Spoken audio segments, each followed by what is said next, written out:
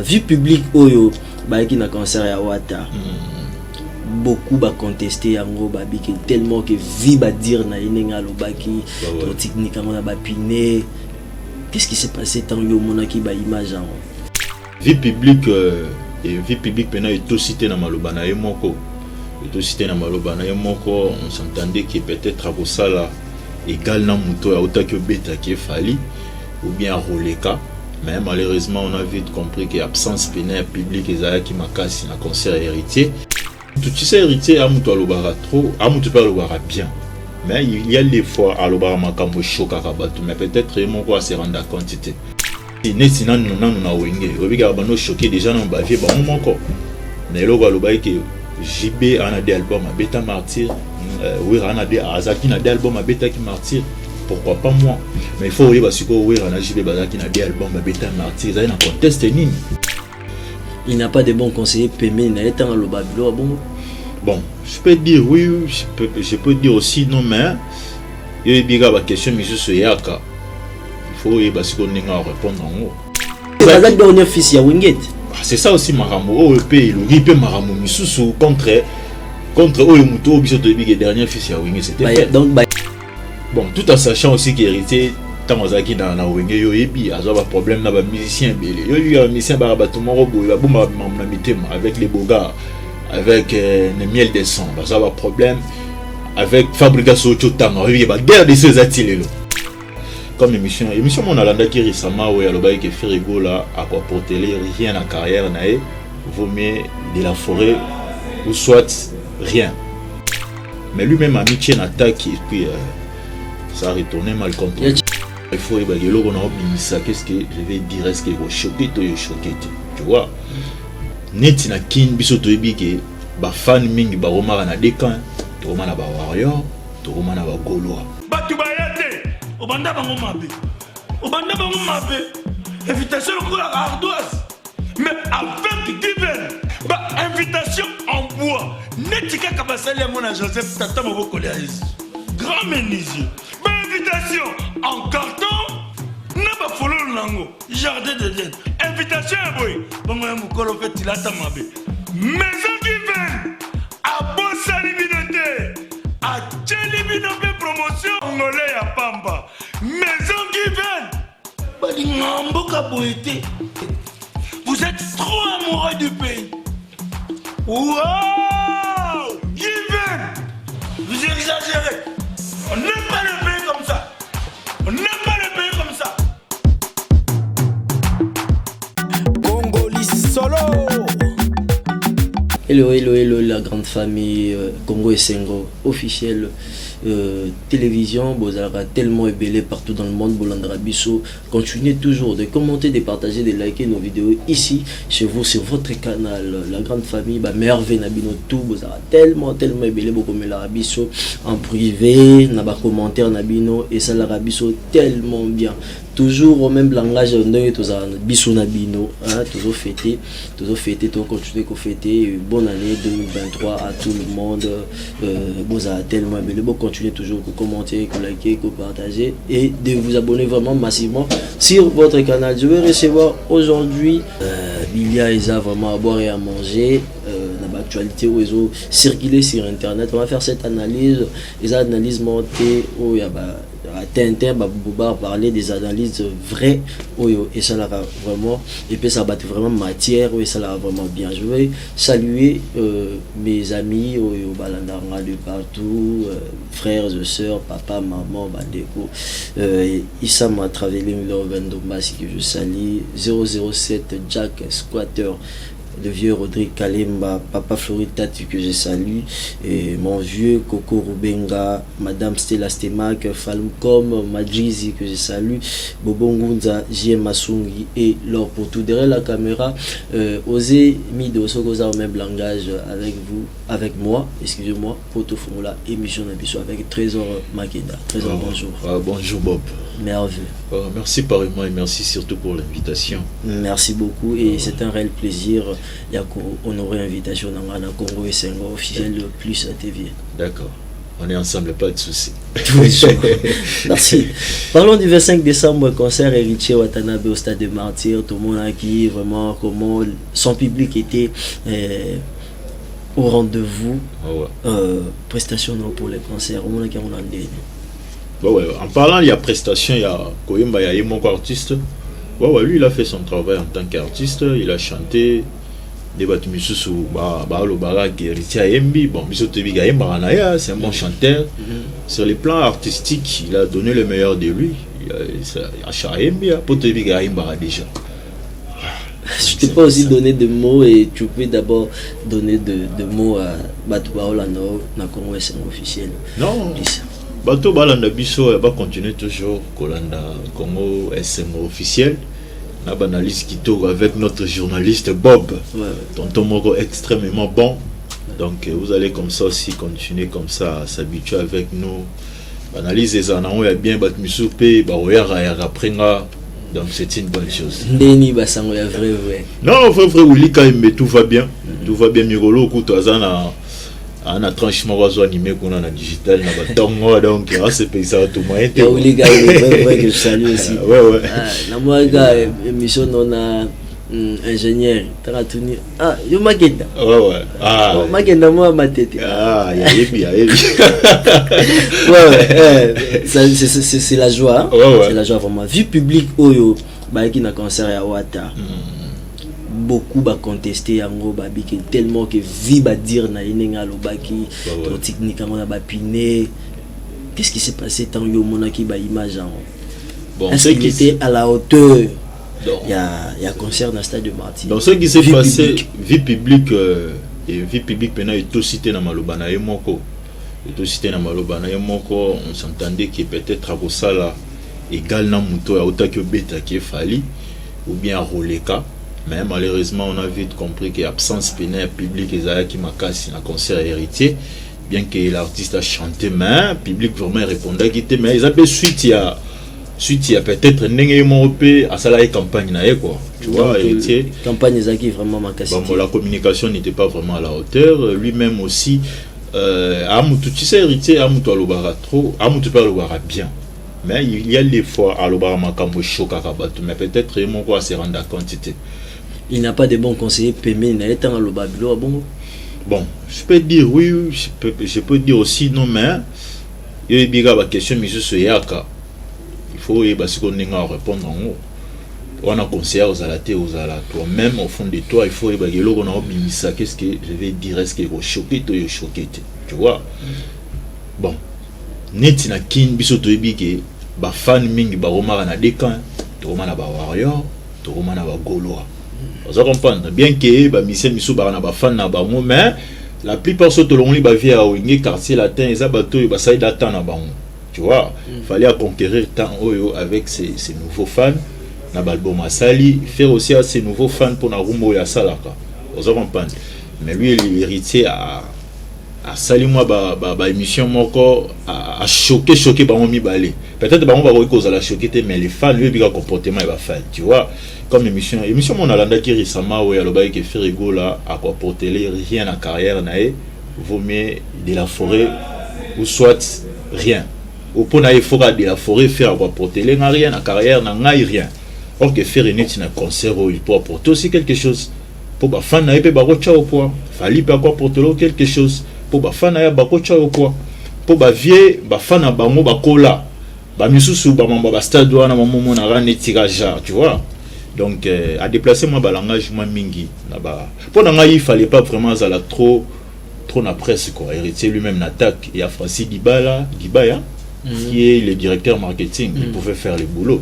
Mais lui-même a mis une attaque et puis ça a retourné mal contre lui. Il y a Charlie Robin que Sali Jean-Jacques Balzola les nécessaires, on est là. Donc Héritier Watanabe a pas dire trop direct contre Bandeko Naye, artistes et musiciens et Sali que stade de tourne daté plus de 80 000 personnes. Mais on peut dire ça, parce que fan n'est pas fan Mikolo, on vivre là. Donc il y a tout Sali Loba, il y a leader Naye et puis connaissant Héritier nesi nan na wenge obiga bano choqué déjà na bavier ba on encore na lo ba lo ba que JB en a des albums à Beta Martyr Wera na des Azaki na des albums à Beta qui martyr. Pourquoi pas moi? Mais il faut oui parce que Wera na JB Bazaki na des albums à Beta martyr. Ça y est, on conteste nini. Tu vois, c'est ça aussi le problème. Peut-être qu'il y a le bac qui a un conteste, c'est que Debat Baïbi sait qu'il a 2 albums à signer martyr. C'est ça. Mais oui. Appelle cet exemple. Oui, appelle cet exemple. Mais Bango Bazaki na des albums, mais ça y est, on conteste nini. Il y avait que des camps. Internet est à la guité. Banino Bazaki te, Badadjou Bazaki te. Parce qu'il y a des fans aujourd'hui. Dadjou rien. Dadjou rien. What étalier te, fallait étalier te, faire étalier te. Tu vois?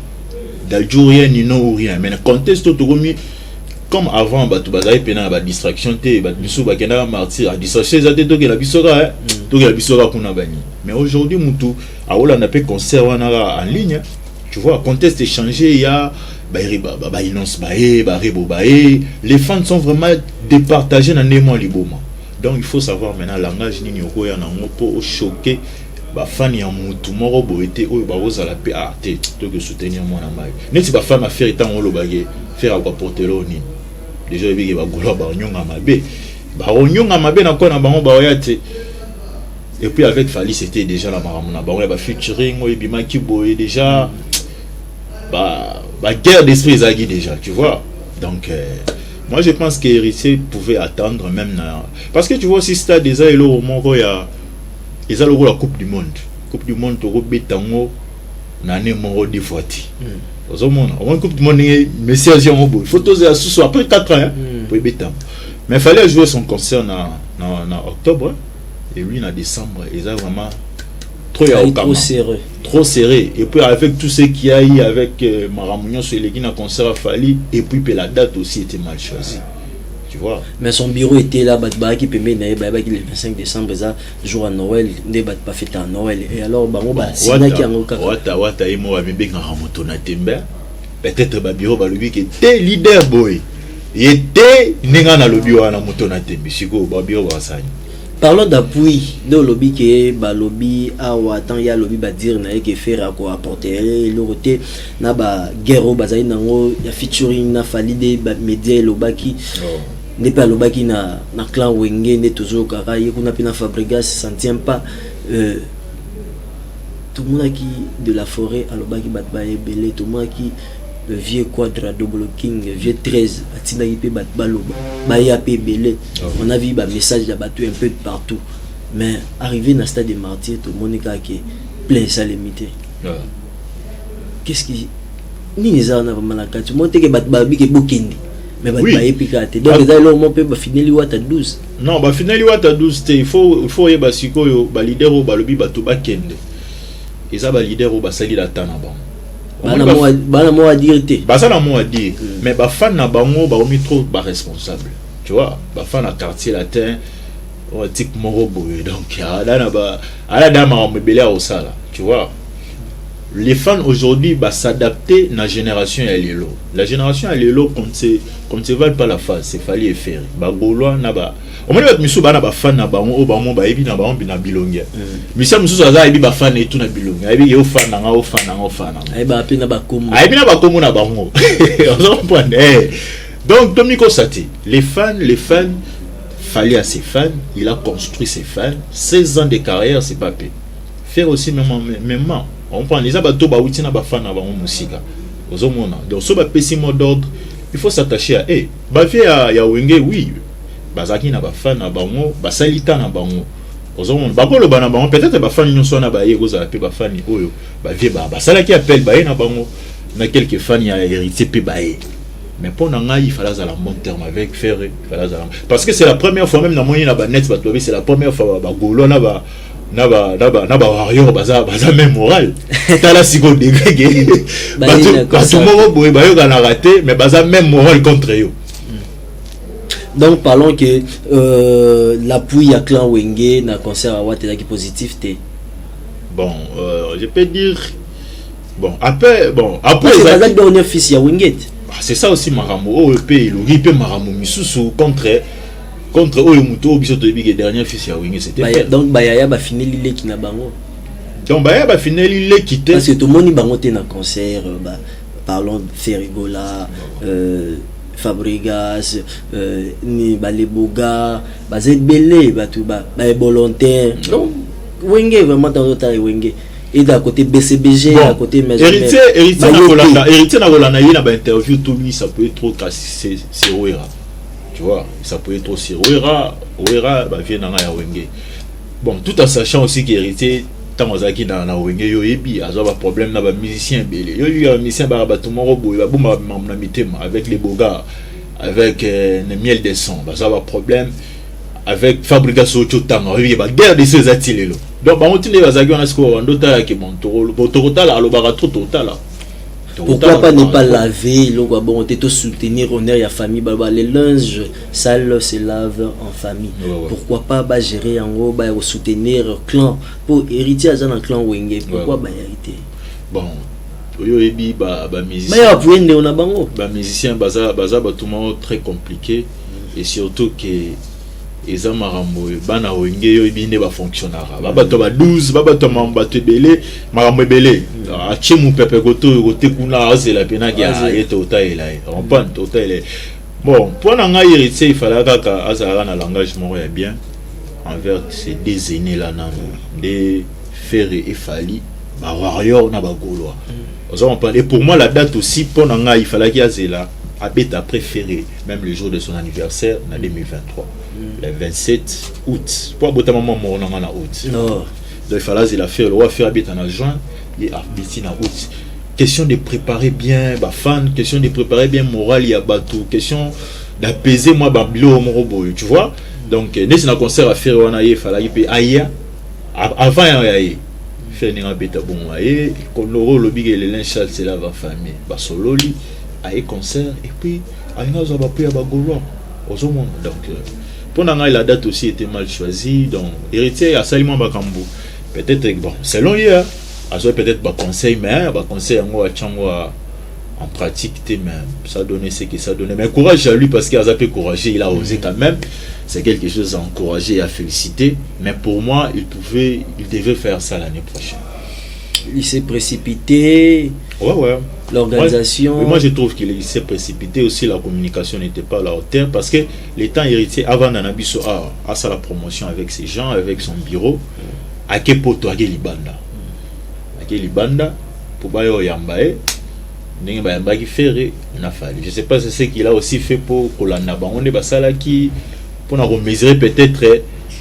Batou oyo baoya yambaye ninga au mesurer batou anande baoza la martyr je sais pas donc il pouvait être là faire sa promotion ici ne pas faire comme les autres parce que fallait te dire ça qui tournait c'est pour cela que bayo yambaye a omela li banda c'est tout à fait normal bayo qui yambaye leader na bango faire été arrêté maman moi femme oyo bien maman comment la qui faire na poto il était arrêté batou dans nos là est-ce que ton monde a sugola libéré, il fallait qu'il y ait c'est automatiquement il faut battre Yambaye. Maintenant on était avec toi ici à Kin. Pourquoi se déplacer pour revenir et pour revenir on en attend que la communication Isaïlo au moko Isaïlo moi mutuya mais peut-être pas comprendre narrateur même budget au moins ni entreprise yo ba vous tarapena budget malon ba tchon en communication au moins ndé ba excellent mais ce qu'on négliger communication on néglige le produit non ba parce que budget la communication au moins on est tika et qui n'a mai non et qui n'a mai et ça boulot non tu vois et ça bien boulot non parce que tant oya tika qui oya kendeki Marty comment est-ce que obeta azala quitté et puis quand il est revenu toko beta avec tout ce qu'il y a eu donc moi je trouve qu'il s'est précipité mais il peut aussi se rattraper pour Marty Zanano le 2023 le 27 août. On va parler aussi du 27 août, tout le monde va publier sur internet. Héritier Watanabe encore au stade de Martyr le 27 août 2023. Wow. Est-ce que les gens se sont demandé pourquoi pas Afanda, Azela, ça des martyrs, et sa précipitation était encore. Il s'est précipité pour corriger et le Sala Kindenga, Yepsaki Bato, Kokisi en hôtel. Parce que lui il est Gogan Motonatembe à Koki stade de martyreté. Ça ce sont les commentaires on dit à Koki stade de martyreté. Il revient encore en 2023 le 27 août pour n'habiter sous stade de martyr. Bon, pour l'engagement, je trouve qu'il fait peut-être corriger ce qu'il a mal fait. À mon avis. La précipitation. Bon, pour il en est encore à zone sur martyr. Parce qu'il y a un lobby, il fallait pas habiter à haut. Habiter en haut, on a les 27 tu vois. Maintenant, quand il fait maintenant, c'est à l'INISCO à corriger à moi. Pour correction, peut-être héritier correction, il y a plein de caca. Tu vois, il y a plein. Comme il y a bateau à tonicité. Voilà, tonicité. Si vous bateau d'abayaki, moni. Si vous est-ce que les mêmes gens, Royal Isusu, est-ce que bateau na bakoma kisama Isusu, na mécanisme nini, où il y a en place. Là, il faut se retrouver tout na que héritier sur la zone le 27 août. La stratégie nini ya rosala pour batusko bazale belé. Parce que là, nous attendons des faire, on va voir aussi ce que ça va donner. Peut-être il y a mesurer ce qu'il y a faire, il a fallu peut-être pour à ça là plus que bango, au moins que bango, là on ne sait pas. Nous tous nous attendons voir le 27 août pour il fallait qu'il habite à haute. Tu vois, vaut mieux faire une chose une fois pour toutes bien que de faire deux. Oyo sali mabe mususu wana toyibina nous sauter parce que obimasiko faut que mi balé bimi faut on panne pour fallait a fait martyr il ne peut pas aussi le faire les choses parce que atondisaki na bien qu'il ba critique mususu ya gite ayemba gite nini son ezaki mabe la musique on a trouvé vraiment c'est comme une femme la musique c'est comme une femme yo se perd na moi si na vous Bato oyo balinga fali, ils ont trouvé qu'il fallait bien chanter. Bato c'est pas na été tu vois. Donc la musique ils a ne baloba les goûts et les couleurs. Mutu oyo déjà linga fali même so ya yembi mabe pona bien.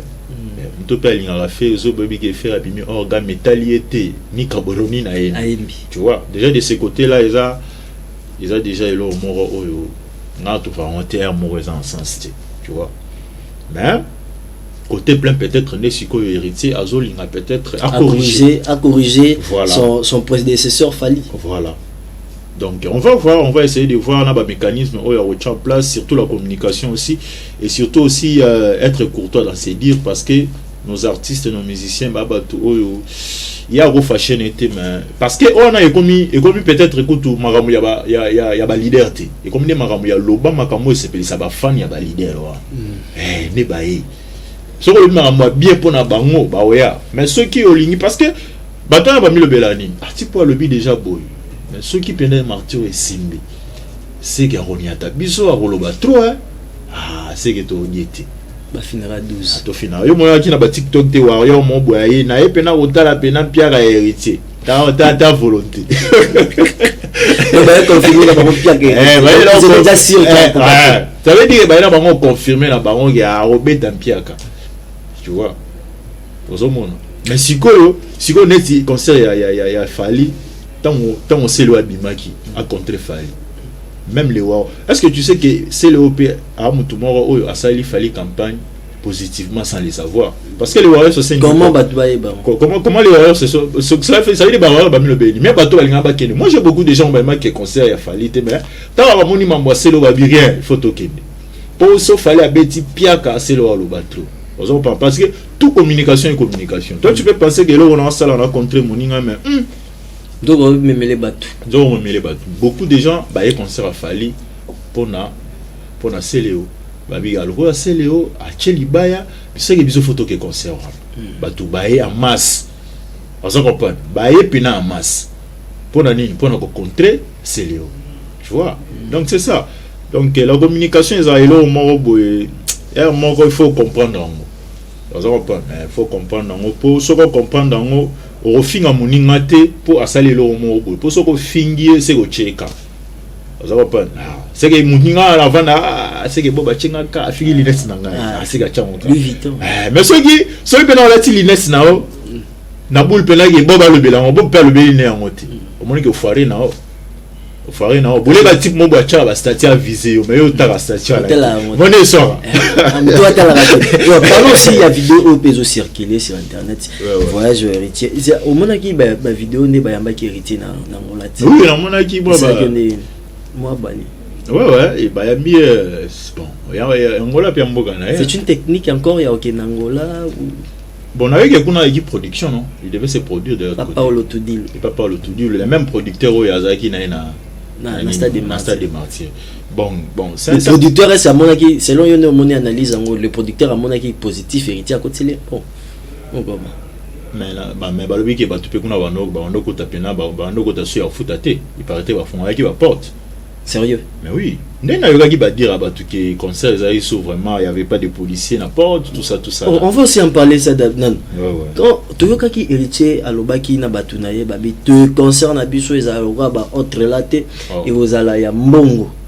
Ya biso gratuit c'est até gratos c'est até bat ba futa sécurité ezalaki tokos. Donc il toque partout.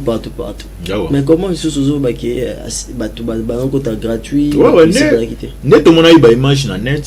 Nga moi image bien na TikTok ne tout ba ndo filmer ba porte ne ba ndo kota. Mais apparemment vraiment il y avait pas contrôle la billet il y avait pas contrôle vraiment ya billet prenant street ndenge za bena que il faut kaka pour kota il faut billet. On avait pas un concert à Fali. C'est un concert à Fali. Mais tu peut-être yo mon image est-ce que au moment qui pena qui na porte pena ba ndo fena ko kanga ba tout na billet. La qui sont des billets dans le côté. Au monde. Donc il y a eu des couacs, beaucoup de choses qui se sont parce que Martyr on est à Gaillard va te belé peut-être ba mon on a Libanda Martyr mais on va dire va signer Stade des Martyrs. Tant on voit sur les championnats autour comprendre il y avait un Stade des Martyrs parce que les musiciens font mieux que les joueurs. Na mamba Stade des Martyrs. Ba genre ba betaka ba tu bazala na ba tribune. Mais les musiciens il faut être basé dans la tribune. Il faut battre à la côté place on a Jeux olympique et ça les maraya course, il faut battre à la pelouse. Il faut la ligue ben la ligue tourne plein. Tu vois. Peut-être place que tu kala ya mouké za pas place à podium. La musique des tigala. Mais les musiciens font mieux na stade de Marseille que maman foot parce que na foot sur stade de tourne au va na pelouse to na côté au va na kuna ils à côté ba officiel ba entraîneur ba manager et tout. Vu aussi la vidéo zo circuler Richie Watanabe et Fabregas Metino au même vol d'avion ma vidéo. Vous ne voyez pas que ça provocation? Bon, il a provocation parce que Nathan il ba commentaire il y a ba vidéo biso do landaka ba commentaire il y a on est au retour na ba question puis on a vraiment été que ça provocation ou héritier à salir que vidéo né en avion si Maruna Fabriga sa famille na il y a provocation il y a provocation faut te dire que il y a moi na mai déjà ça ne tient pas tu vois il y a moi na mai déjà ça ne tient pas donc il y a provocation. Mais bon on est bana wingi quand on le dit bana wingi faut soutenir bana wingi siko les chala on il se ramande ni so bateau mola na avion tu vois et voilà il la va mener pour la va mettre Fabregas Teti héritier Teti pour héritier déjà c'est Ouira il y a un c'est pour lui déjà c'est Ouira kaka or qu'il oublie qu'après Ouira il y a aussi quelqu'un qui a ses fans après Ouira na wingi c'est ferré attache-toi à ton aîné boyima na nostalgie. Les gens avaient attendu qu'il y ait une affaire et qu'il y ait une zimbo. Il y a ça bien. Ce qui est pénal, c'est qu'il Martyr qu'il y a 2023 non, il y a affaire. Ba bêtise sur net il y a ça sous bagolo.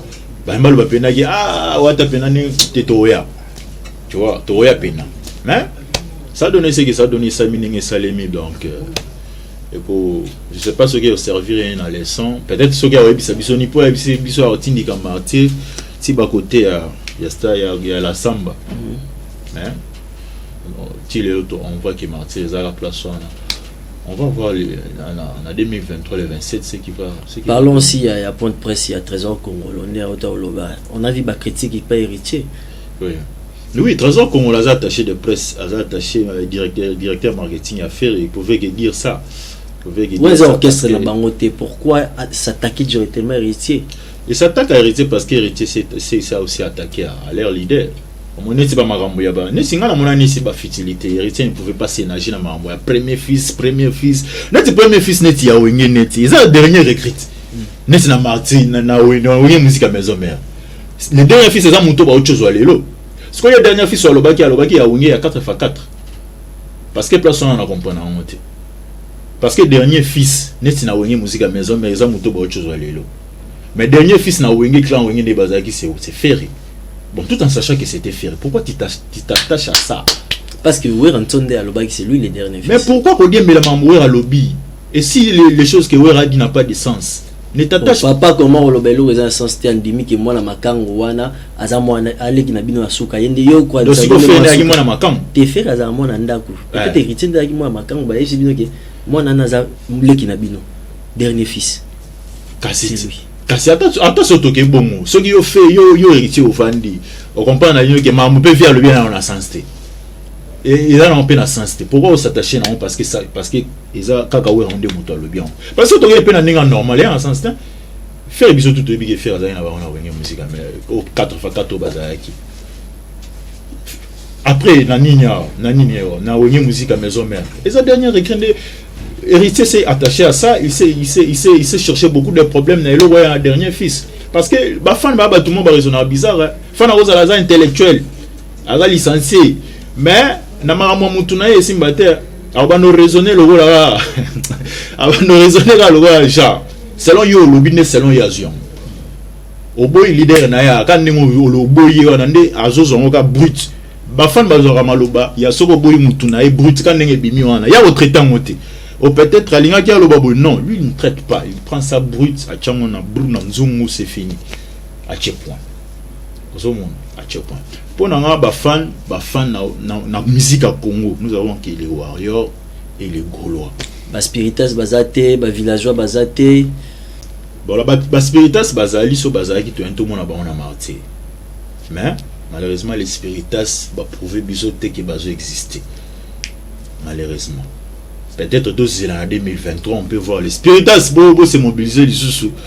Bon, ma souma est belle, c'est pas comme moi on a payé, ça va moins bien. La communication, ça s'est vu que absence il y a Kissinjora, il y a une sens. Oui, Kissinjora c'est quelqu'un où il y a une parce que tous les gens ont commentaire, voice des obima, on n'était pas à la hauteur, on n'était pas à la hauteur, malgré que banda balinga obim sa salité na bangote les banda mais en famille basololi. Ils ont vu l'absence de Kissinjora. Ils ont vu l'absence de Kissinjora. Parce que Kissinjora pas le bel concert. Kissinjora a monté à ça il a fallu marketing na droit chemin. Marketing il album il y a musicien faut ça on liboma.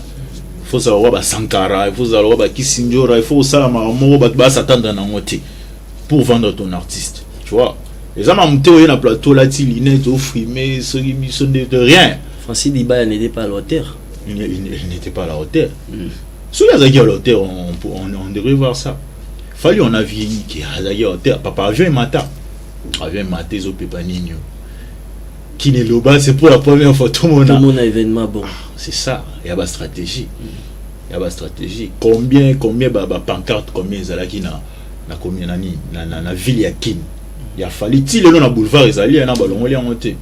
Tu sais pancarte moko za combien? Elle a sauvé 3000 balles sauvé pendant un mois. Ils en ont. On prend. Ce qu'on a eu content, il va signer. Mais ça, ils ont à peine mon belé. Ils ont 3000 quelque chose comme ça. On n'a pas carte mon corps. Ce qu'ils ont combien à qui? Il faut au tchango partout. Si on a 24 communes. Et puis, il y a un coin stratégique pour la tirer. À part ça, il faut payer les pages pour les lots. Médias, ils ont comment ma page, la musique à ouvert, comment, moutounara l'air dit. Comment page comme belé. Il faut aussi leur payer pour ça. On peut ba foutanga. Donc bazo photo na batang on a page na ba bassin. Voilà bien. Musique over. Aza le regard yo ko. À foot taper droit de diffusion. Donc tu vois il faut qu'on foute à ba chaîne. Il faut qu'on foute à ba il faut ba nini yo ba journaliste ba le belango il faut un délai quoi vous en parlez il faut ça après campagne après conclusion ya jour makambo kozala ko chababis fallait achaki babis pour na ba fano ba olonga de passer par là ba comment ce sont des stratégies comme ça à gagner les gens ya et l'or mais tout ça chez Héritier on n'a pas remarqué ça. Très bien, merci beaucoup. Je m'en vais aussi saluer le président Lucien Gando, Force Nouvelle du Congo Libre, le boss Lucien Gando, et son excellence Dunia Kilanga, et la Fondation Bikamo, on a salué Fondation Bikamo, Fondation Boss Lady, il y a Mère Aziza Riziki. Donc, parlons si il y a concert à faire Egola 2023 au Stade de Martyrs. Ouais. est-ce qu'ils seront à la hauteur? Parce que comme on doit régaler Fally Ipupa. Parce que c'est lui, il y a un auteur bêta stade de martyr. Débat balobi ou attaquer Fally les padres. Le 24 juin 2023. Pour Nangaï Mouto et Penabatu Fabazé après Fally, c'était ferré. C'était ferré. Donc héritier, il fallait pas Joseph du clan Wengay. Il fallait pas intercaler Pena entre Baomi Balé. Donc martyr faire à lobby. On est bakanga bakena clé. On n'arrive pas à comprendre. Fally a dit à retourner stade de martyr.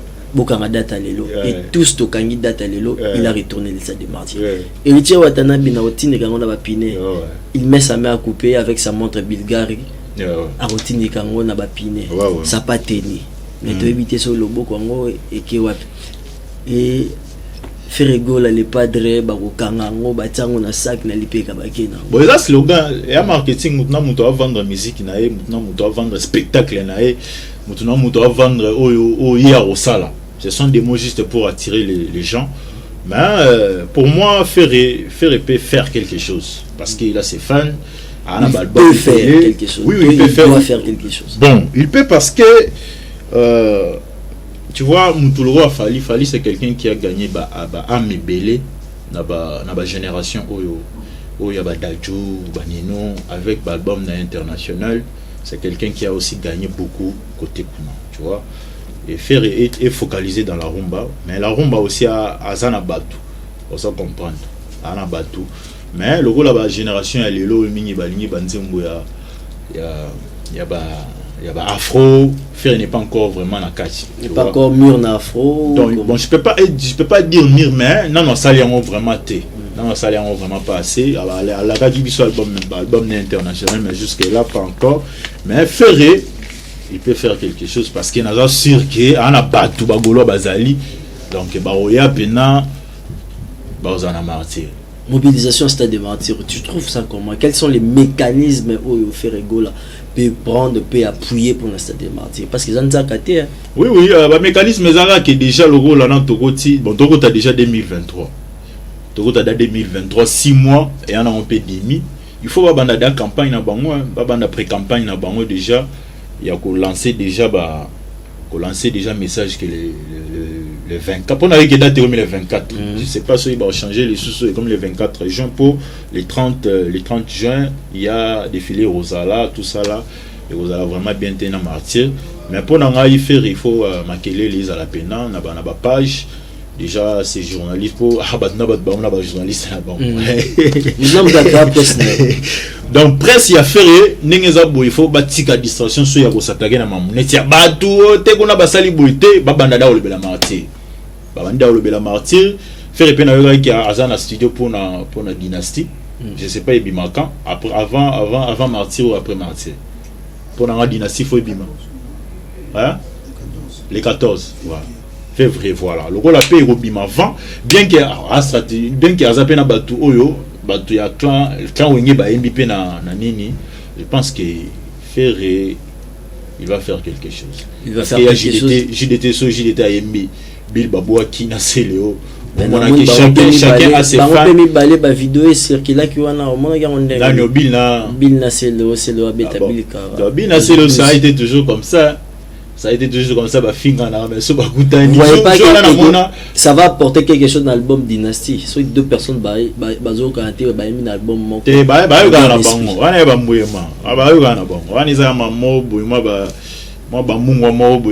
Presse. Oui, était fait au pays à mon bébé. Bob ngana bob te kana te maintenant la caméra est ça la boy. Moi na maya boni boyko. Au mona, pour la bina c'est le ça date de longtemps, ba bongo. Mais on est à COP, dynastie est à COP. Je ne pense pas que va négliger dynastie pour la fertilité dans bango non. Dynastie à COP, ba oyemba ba oboaka. Bien que ba on pending bazana ba rabadana ba fana moko mibale moko JDT ozala et puis pe na moni na yo ki soleil wanga pe à participer. Donc Martyr vraiment pour la faire il faut doser quelque chose de bien et puis il n'a pas droit à l'erreur. Faire n'a pas droit à l'erreur parce que amoni a fallu agir à côté à bien à côté à faux amoni peut héritier agir à côté à bien à faux amoni à wenge donc c'est la personne où il y a rose à la raison parce qu'il y a mon martyr belé on betami donc ça les études il y a avantages désavantages conséquences mais surtout donc Ferré n'a pas droit à l'erreur, il va nous produire quelque chose de bien. Moi je suis sûr Ferré va nous produire quelque chose de bien. Après il y a Batou Obaemi na dynastie na stade de Martin na concert il y a Ferré Gola. Ils sont les bienvenus. Oui, ils sont les bienvenus mais bazan bala disquette, ils sont les bienvenus. JDT Molo peut pas popi Molo peut. Na bi ke yekutu ça n'a rien à voir aux ala. Babylone ba ozala ba ça l'animation na bango, ba ozala na Céléo et puis les autres avec Soleil Wanga Barozala et puis Pewa et là on a peine ko booster martyr parce que rassemblement ya batunion so wana et ko sala ke batu ba ya o mona ba on une fois de plus et ko sala ba on bien comme on a aussi bengi oui si héritier veut venir parce que a préparé son martyr so il peut-être a rolinga koya pour nga il ko sala quelque chose de bien aya ba solo la famille hein parce que en famille ba solo suna ba fan lui marambalo barana babomi moto babesi maboko après de pesa des rendez-vous le 27 août na martyr sous ya pour lui obeta de je pense que nani golo so ba soroli maboko ba sengani ba ne ba sala po bana wenye ba bongo po kuna na malaza mezaki po bazwa il faut nanu batu na ba fan c'est bozuye c'est bon. On a vu aussi bien affilé na appui à Zosala pour na stade de Martyr il y a Ferré Gola tout le monde qui est payé na prestation na mais bien affilé à ça y a appui pour initier tout le monde na stade avec na stade bon ça c'est pour Fali donc bien affilé tu comprendre quand on a été il est où bien affilé à mutu moro na oloba na musique ya Congo pour ba musique ya Congo ba yeba soki ngana solara na osé c'est ça. Pour ce solo, les gens na bois qui osé. Mais bien fait, on le voit chez Fali, on le voit chez Riché, on le voit chez Ferré. Bon, bah bien fait, baza batou, va changer nini wana. Mais ils a pas si, va changer le roi. Mais ils a pas si pour le roi ne change jamais vraiment, il a pas si. Que aucun d'arracher, aux hommes arracher qu'on a pour y chengai. Mais il faut payer le mois, mais au moins n'engeni. La mentalité à tout ça tout autour de nos artistes. Pas bateau pena moral faux ils araba. Ces gens là qui sont tout autour des artistes. Au moment ne ba mona raba émission bien yekuta kene kuna loba ki boya ningeza boyo fina e bouton. Au moment mais les autres to za loba ba nigérien to gagner ba trophée mais to gagner on deni so to linganité. L'union fait la force. To linganité siko to za butna mutuna ko ina. Neti conseil à héritier ningeza. Et un concept de la génération, nous surtout bakiti wana, ba innocent bakiti, na mona ki gali Garvel, au moins lui, ba gaz mawet. Mais il y a royati. Peut-être à ceux qui invitation tu. Mais il y a royati. Peut-être à ceux qui invitation. Pourquoi c'est pas on appelle moi na maïti? Tout le monde en mode. Tout le monde appelle 12. Ouais ça wenge. Si on a le bic mentalité wana il faut le ba biso za na se mo MPT. Mentalité wana ce qu'il faut le pour moi na mai musu pa a rolinga a soutenir mais quoi ta personne avec nous mona ba fini nai. Au mona. Ok, moi, je suis payé.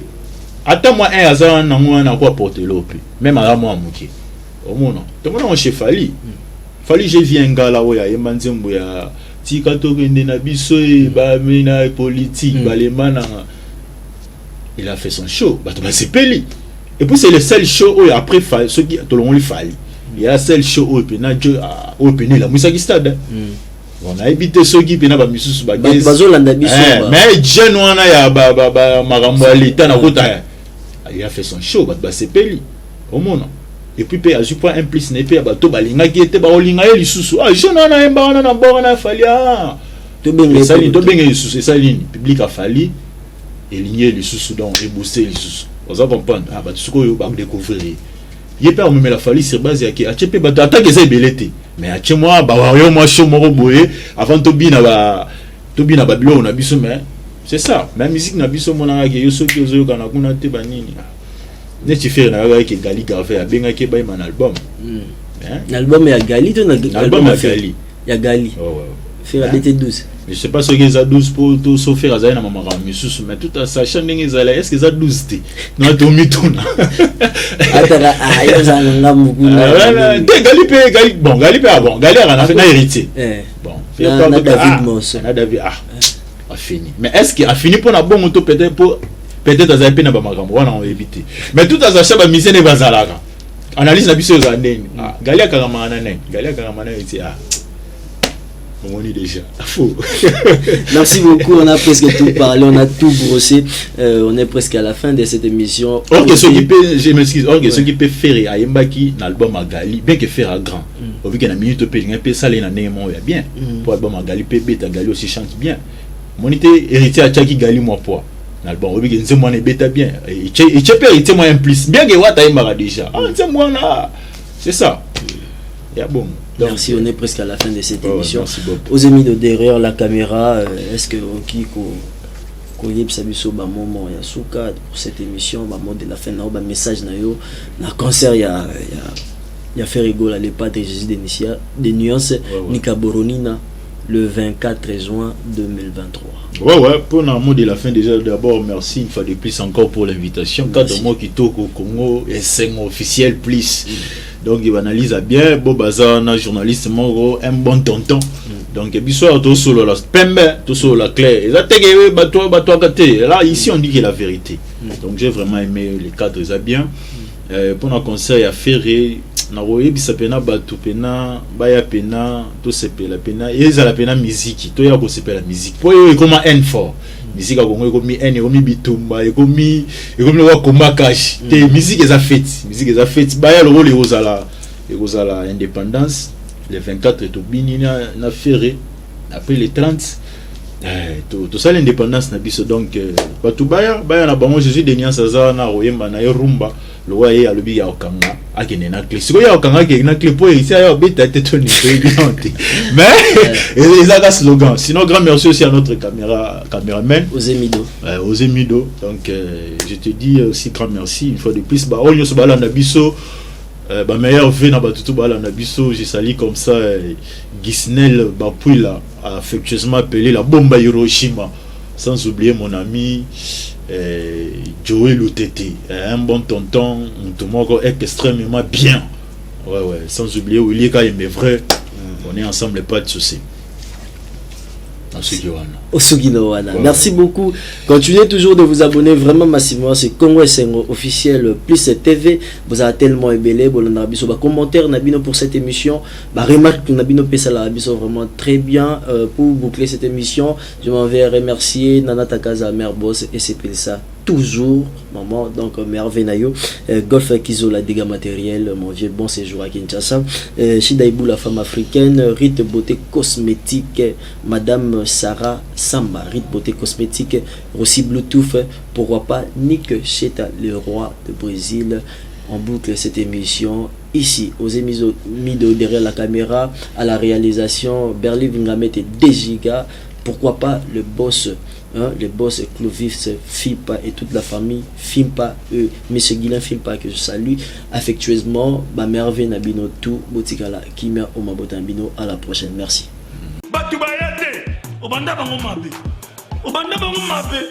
Invitation au ardoise, mais avec divers, invitation en bois, Netika Kabasali à mon Joseph Tata Moboko grand menuisier, invitation en carton. N'a pas follow l'ango, jardin de Dieu. Invitation à boy. Bon, moi, mon colo fait il a ta mabé. Maison qui vient à Bossa Libinoté, à Tchelibinoté promotion, Angolais à Pamba. Maison qui vient. Badingambo Kaboété. Vous êtes trop amoureux du pays. Wow! Given! Vous exagérez. On n'aime pas le pays comme ça. On n'aime pas le pays comme ça. Solo